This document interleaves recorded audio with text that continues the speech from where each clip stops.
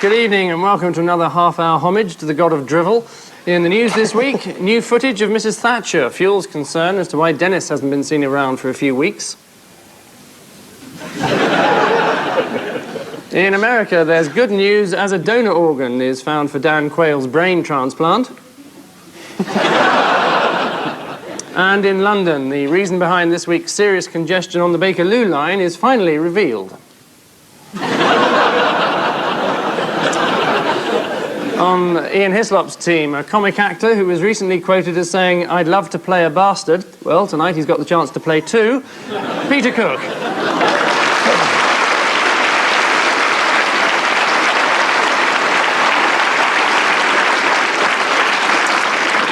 And on Paul Merton's side, the man responsible for the Hitchhiker's Guide to the Galaxy radio series, TV series, audio cassettes, calendars, mug trees, bath mats, musical socks, and some may even remember book, Douglas Adams.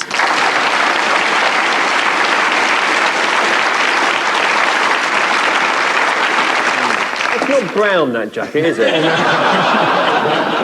I'm delighted to say it's not even remotely brown, Paul. I chose it specially. It just looks brown on you. Yes. Thank you. So let's hold our noses as we jump feet first into round one. 2 pieces of news-related visuals per team, behind which lie 4 major stories. Ian and Peter, chapter 97. The future Queen of England and some bloke she married. They are splitting up for tax reasons. And I think the whole royal family are doing that. The Queen and the Duke are the next to go, so they can all have separate palaces which count as a single dwelling for each person. Yeah. No, the sad thing, I read in the Express, actually, that about Princess Di, she attracted beautiful young men like moths. And so poor Charles had all these people flapping at the windows as soon as they turned the lights on. There's nothing worse than a man like a moth just flapping at your window. Those awful little things that have Very nice. And they won't go away. They won't go away. Shouting squidgy through the window. Lie in. It has absolutely no constitutional ramifications whatsoever. So we gather. I mean, it's not important if a man's divorced. Why shouldn't he be head of the Church of England and king? There isn't at all. What happens if Charles murders people? Not important. Not important? Not important, no. According to Norman St. John Stevens, now Lord Fawsley, not constitutionally important. Especially if he murdered Norman St. John Stevens. Yes, it is the extraordinary, unexpected announcement that Charles and Diana are to separate, turning the Queen's annus horribilis into an annus bloody catastrophicus. John Major, however, made it clear that Diana could still be crowned, presumably if she goes anywhere near Prince Philip. Despite the split, Diana has been invited on a Boxing Day shooting party by the royal family. She's going to be given half an hour's start.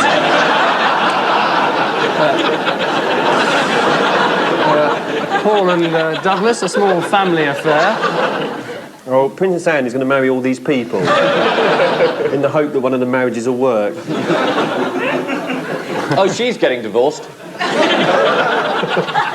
Princess Anne's getting married on Saturday, and the Queen Mother's not going to go. Oh, she is. She is. Oh, she's going. Yeah, Is she? changed She's her jogging mind. up there. Really? It says the hastily arranged royal wedding between Princess Anne and Commander Tim Lawrence. Anne is to get married in a simple bridal outfit, just a couple of blinkers and a set of reins. Ian and Peter, what ratings war is this? This is Operation Drop Clinton in it. And it did. Yes, it is. It's the American forces' arrival in Somalia, described by the military as an invasion, by the Pentagon as a landing, and by the TV networks as a seaside spectacular. Naval commandos stormed ashore and, after a brief 60-minute battle, gained control of the airport from NBC. US Marines are now fanning out across the country and have orders to shoot on sight anyone they see with a gun. Knowing US Marines, that means each other. Paul and Douglas, a heartwarming story of a man and his rabbit. Oh, man playing snooker behind bars. Rabbits are being allowed to keep maximum security prisoners. Very dangerous criminals are being allowed to keep rabbits because apparently there's been a problem with the rabbit. The rabbit has been kidnapped by another couple of very dangerous prisoners who are holding it to ransom for 2 tins of ginger beer. But the guy who originally is the keeper of the rabbit, who has been trained to be a softer, gentler, more kind person, has threatened them that unless they give back the rabbit, he'll knife them. Well, 2 tins of ginger beer just aren't the same as a rabbit, are they? Yes, I mean, a perfect answer. It is a prisoner, Sammy Ralston, who you saw in the film, is the owner of Lucky, the rabbit. Not sure how lucky a rabbit would consider itself. Being locked up for 10 years with a Glaswegian armed robber.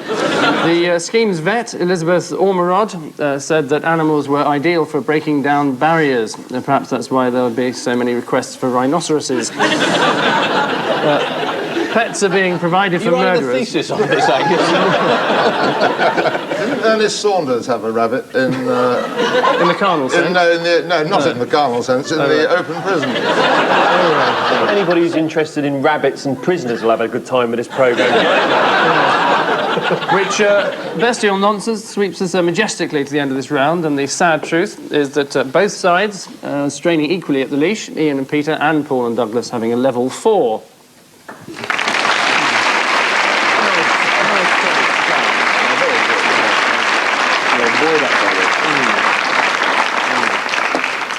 Fans of round 2 will have to control themselves a moment longer while we introduce the initial stages of our caption competition. Ian and Peter, this one's for you. Paul and Douglas can have this one. So, the unbridled joy that is round 2 starts here. 1 tabloid folly per member. Paul, there's a clue here if you can spot it. Sex therapy for man who fell in love with the family car. Is this them about them putting up council rates in Swansea? This is the story of the week. A man who had not much success with women fell in love with the family car, which is an Austin Metro, so you can understand it. Yeah. And he used to take it into the woods and have sexual relationships with this car. The exhaust pipe, presumably. Oh, absolutely. Absolutely. The exhaust pipe, all sorts of different... And the back seat with nobody else being there. And apparently... I don't know if we're allowed to say... I don't know what sort of details we're allowed to go into. But... I'd go for it if I were you. Yeah. I'll let you know. But apparently a sex therapist basically has been trying to wean him off the car by encouraging him to masturbate with the car, but at the last moment nipping in a picture of a naked woman in the hope that it would give him an idea of the direction he should be going. Yeah. But, tell me if you got your pictures wrong or something. And you showed a packet of digestive biscuits.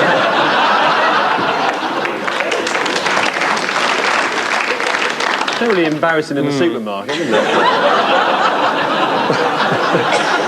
Suddenly you get an erection by the hobnobs. Yes.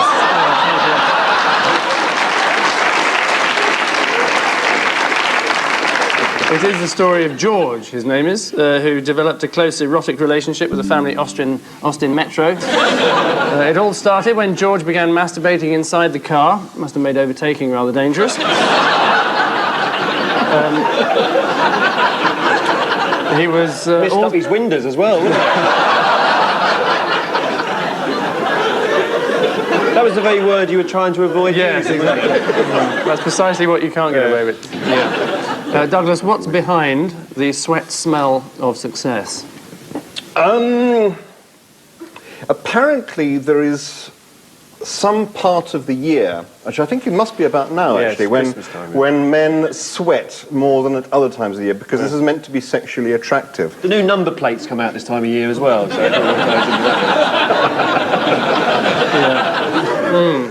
Yes, well, it is the theory of scientist Dr. David Kelly that male sweat is more attractive to women than aftershaves or body sprays. According to Dr. Kelly, men are naturally at their sexiest this time of year because there's 5 times the usual amount of pheromones in the pores. It's also because there's 5 times the usual amount of lager in the bloodstream.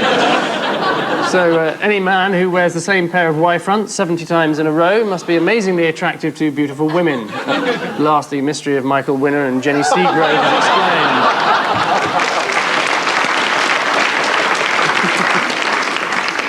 Peter, a definition of the British judicial system for you.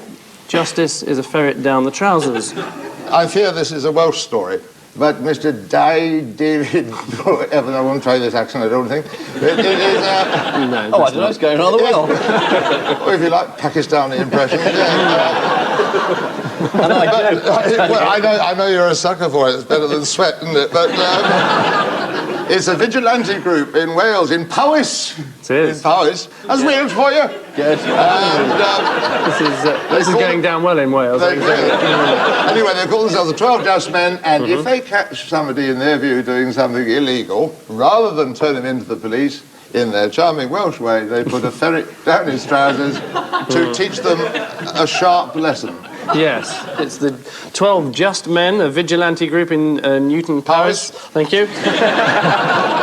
Who've announced that any local criminals they catch will be frog-marched to the hills, and a vicious ferret named Fred will be forcibly inserted into their trousers. Apparently, if it sees a juicy thigh, it gives a nasty nip, but if it sees what looks like another ferret, the consequences are far, far worse. In preparation for his next vigilante film, Michael Winner agreed to have a number of ferrets stuffed down his underpants. The ferrets later had to be brought round with smelling salts.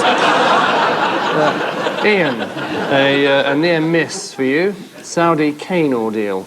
Some expat working in Saudi Arabia who failed to follow the local customs and was swooped on by the religious police, sort of Islamic version of the Welsh boys, who don't come and put a ferret down your trousers, they give you 100 lashes with a cane. There was an appeal from the Foreign Office. And they gave him 200. Yes, it is. Expat David Brown, in fact, his name was, who was sentenced to 50 lashes by a Saudi Arabian court for calling 2 hospital workers bastards. Thank God he didn't run into any estate agents out there. Under Saudi law, the judge could have doubled the punishment if the appeal failed, or have his accusers flogged if he decided the other way. Isn't this directly lifted from 321 with Ted Rogers? To lessen the force of the flogging, Islamic law required the flogger to hold a pita bread under his armpit throughout, after which it's immediately flown to the kebab machine in Piccadilly Circus. Which Arabian delights bring us to the end of our ante-pre-penultimate round, and the facts are that, well, neither team has dared to take pole position, both being neck and neck with 8 points apiece.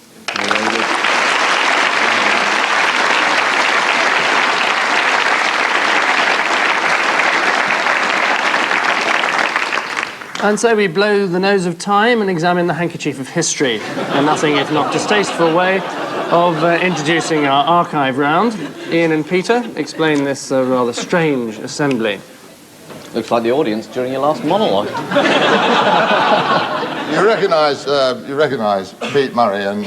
Which one was he? The one next to Mara Hindley. No, It's not Desert Island Discs, is it? Absolutely right, it's not Desert Island Discs. Desert Storm?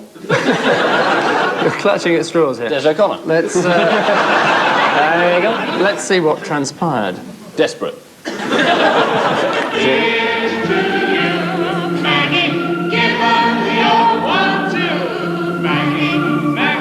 That was Stars for Thatcher. No wonder we didn't know any of them.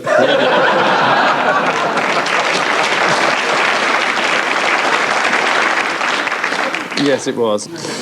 Some of the audience were apparently given tickets from Scotland to London for just £1 in return for attending. By the looks of things, they were ripped off. Paul and Douglas and Aquiline, what happened next for you? The Irish Prime Minister Charles Hockey was at Shannon Airport to see him off. The return of the 6-month-old bird was, he said, a symbol of the friendship between America and Ireland. Well, this is obvious, isn't it? I mean, the bird grabs him by the sort of back of the shirt and flies off with it. And they sort of think, well, we've got to get the Prime Minister back, so they distract the bird by lowering field mice on pieces of elastic from helicopters. And eventually, after a 3-week ordeal, my eagle hell, I think he called it later, the bird left him up a tree. Americans frequently try to sort of cement their foreign relationships by dropping unpleasant objects on people. Is what was inside the eagle Does the bird... outside in a matter of moments? And did he try and pass it off as a new hairstyle? Let's see how things digressed. But it seems no one mentioned this spirit of friendship to the bird.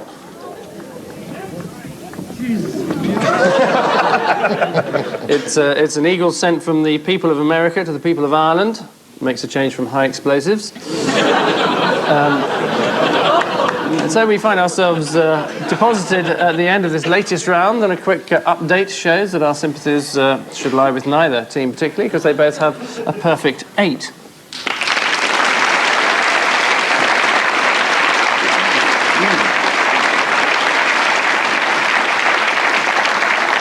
Well, blow me if it isn't round 4, which it is, fortunately, so that saved us all from a rather embarrassing spectacle.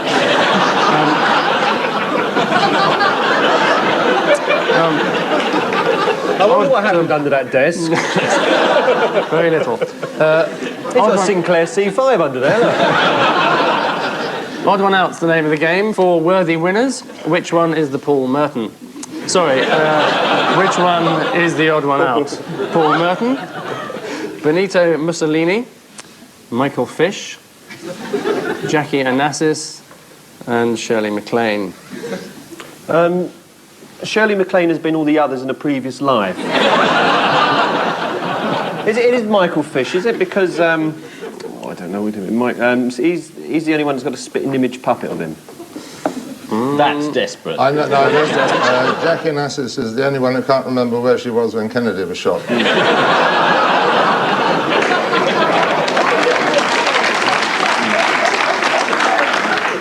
I'll give you one for getting Michael Fish, but that's not actually the right reason. The answer is that they've all had mini-series made about them, apart from Michael Fish, who's never been the subject of a mini-series, although his jacket has been used as a test card. His jacket hasn't been used as a shades of brown colour chart. Is Mussolini having a medical there?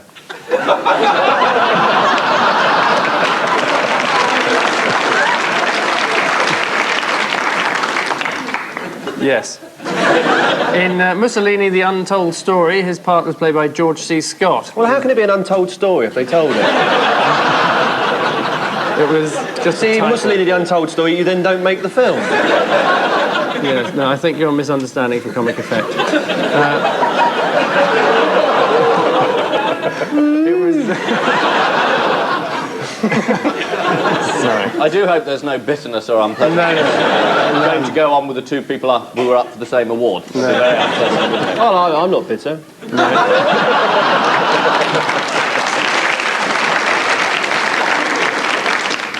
What's 2% between hardened enemies? It's Difference between first and second, isn't it? in Mussolini, The Untold Story, his Have you part been was sponsored by Mussolini, The Untold Story? Every time you say Mussolini, The Untold Story, another penny goes towards blind Labrador. I wouldn't be surprised if you said it again in a minute. You're trying to turn this into a catchphrase. I'm sorry, I'm not quite as predictable as that. Oh, get off me now, Angus. Oh dear. Right, sorry, where were we? Here we go.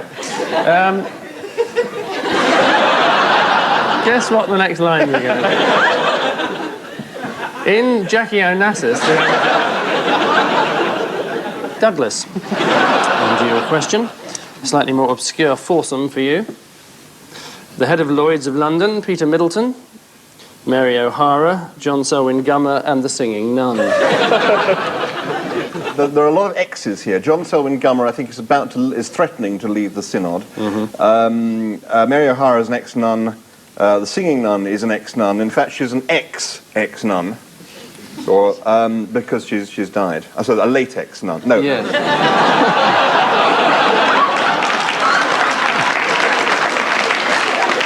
As far as I can see, Peter Middleton is the only one who has an entirely different relationship with God. With God. I'll give you one for that.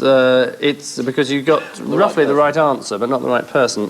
It's that all of them, apart from John Gummer, used to be monks or nuns.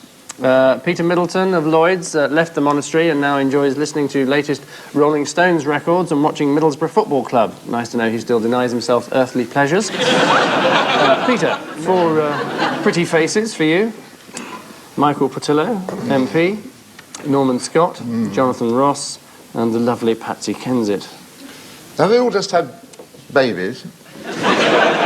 They've all got dogs. They've all got dogs. Jonathan Ross has got a dog. Patsy Kensit has got a dog. And Michael Portillo's dog, woof woof, you could never miss it down its merry bark down the street, can you? Portillo's dog they tried in Westminster. Yes. The road, much bigger than Patsy's and nicer than Jonathan's, they say. Poor old Norman's got shot. It's all fascinating, but nowhere near the answer. It's that all of them were child models, except Norman Scott, who was a male model. He claimed that the then Liberal leader Jeremy Thorpe and other senior Liberals had tried to have him murdered after a homosexual affair. The hired assassin corroborated the story, but unsurprisingly, they were all found completely innocent. Another uplifting saga in the annals of British justice, as annals with one N. Michael Portillo appeared in a Ribena commercial, which ended with the words, "Each day a little older, a little stronger, a little wiser." Well, 2 out of 3 is not bad. Jonathan Ross appeared in a Win-A-Lot commercial, although before that the product name had been Rin-A-Lot.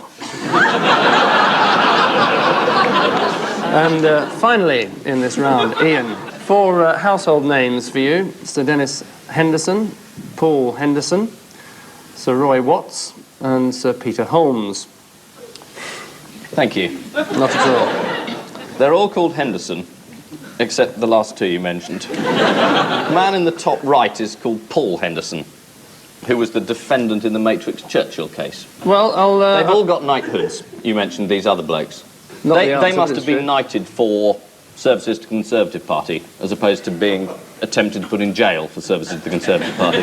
The answer is that 3 of them run companies which have been found guilty of serious breaches of the law, and curiously the government knighted all 3, whereas Paul Henderson runs Matrix Churchill, which was found completely innocent, and curiously the government tried to send him to jail. Sir Dennis Henderson chairs ICI, who were fined £12 million for setting up a prices cartel, and also dumped high-velocity explosives in Scottish fishing grounds. Trawlermen who dragged it up thought it was a cooking fat, although they became suspicious when they put the gas on and their sausages cleared the afterdeck. Sir Peter Holmes runs Shell, who were fined £1 million for deliberately pumping 150 tonnes of oil into the Mersey in order to save a section of fractured piping. And Thames Water had to pay £100,000 after a sewage works severely polluted the River Kennet. Their chief, Sir Roy Watts, gave £50,000 from people's water bills to the Conservative Party this year. Thank goodness there was no connection between that and his knighthood, or people might think the honours system in this country was corrupt. Which somewhat polluted atmosphere engulfs the end of this singular round, and the story so far is that... well, Ian and Peter stumble onwards with 9, while Paul and Douglas are coasting to victory with 10.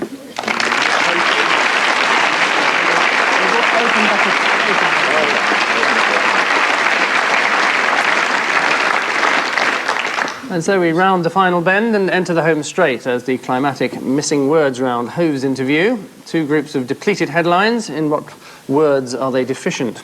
So, Ian and Peter, you're currently not first. So, you start with Tim, the ideal royal what?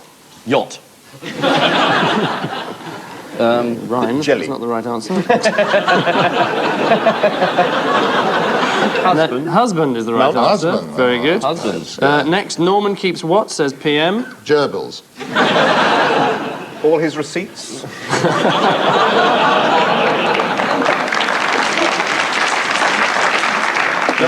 Job is the right answer. Well done, Paul. Serbia rules out who as president? Milosevic.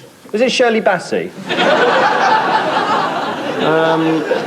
Panic is apparently how you pronounce it. And lastly, London buses to be what next year? Late. So no change there then. No. Privatised. Privatised is Oh, that's another absolutely good right. idea. With condoms. Paul and Douglas, here are your batch.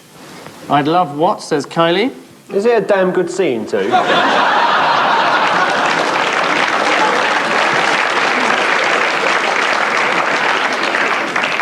In a roundabout sort of way, yes. A family is in fact the answer.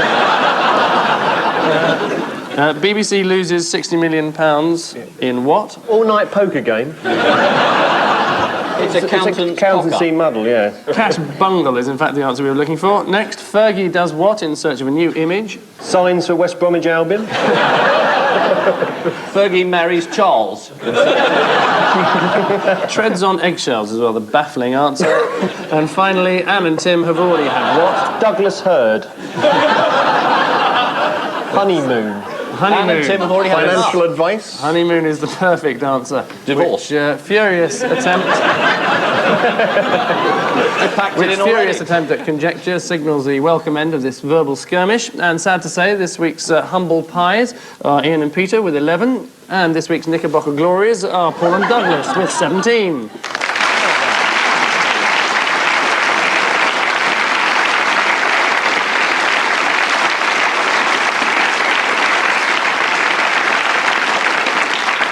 Before you go, a swift once-over of the caption competition.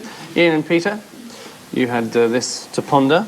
Serrano's saying something interesting like, "Get me a cup of tea, boy." It's actually... And Edward is saying, "Well, I'm not sure if I can, but I'll give it a jolly good go."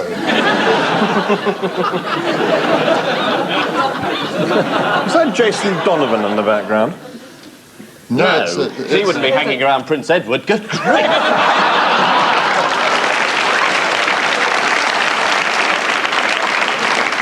I think why wouldn't he? Because he doesn't suck up to the royal family. Right, yes. Thank you. Paul and Douglas, let's have a look at yours. She's saying, "Who's this fat bloke?" That's the royal wedding. Tim Lawrence, Anne and the Queen Mother's turned up. Who's that with the old cow? Is this the Queen Mother judging a rather unusual heat and come dancing?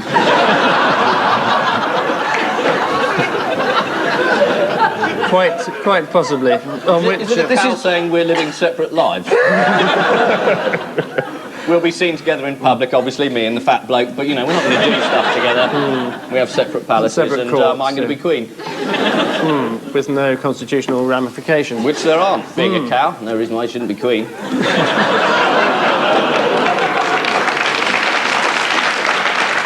The author of the Andrew Morton book will attest. On which scurrilous note, we say thank you to our guests, Ian Hislop and Peter Cook, Paul Merton and Douglas Adams. At the same time next week, don't fail to miss our Christmas review of the year. But for now, I leave you with the news that Arsenal Football Club have found a new way of breeding strikers.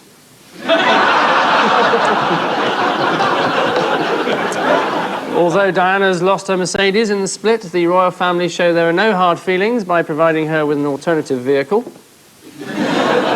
And David Mellor, by the look of it.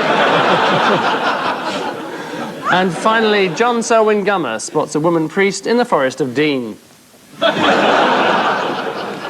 Good night.